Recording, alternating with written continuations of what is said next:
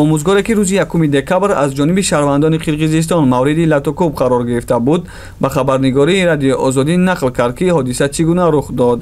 Ба гуфтаи ӯ рабуда шуданаш замоне рух додааст ки ӯ қариби нисфи рӯзӣ барои ҳамроҳ ба хонаҳояшон бурдани мактабачагон мерафт. ин як чораи эҳтиётӣ барои пешгирӣ аз эҳтимоли ҳодисаҳои нохуш нисбати хурдсолон аст, гуфт ӯ ва афзуд. тақрибан 20 ё 30 кас дар даст сим доштанд ва омада дастамро бастам, баъд ба оғилхона дароварда заданд. як бор аз ҳуш рафтам, ҳушёр шудам ки ҳанӯз дар оғил хобам. рӯямро ба замин зер карда кулоҳамро кашола карда заданд. асосан атрофи шишҳоям дасту поям осеби зиёд диданд. ба нақли собиров он замон имкон наёфтааст ки ҳамдиҳагон ва масъулини мақомоти маҳаллиро ба ёрӣ даъват кунад.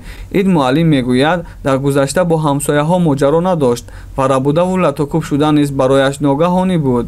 камолиддин собиров мегӯяд, ҳамлаварон ҳангоми латукӯб кардан одамони шумо як шаҳрванди моро заданд, гуфта маро латукӯб карданд, яъне қасос гирифтанд. милисаҳои қирғизистон ба ёрии ман омада ба мошинашон бор карда ва лескинон онҳоро зада маро аз мошин бароварданд. боз ба сару рӯям заданд.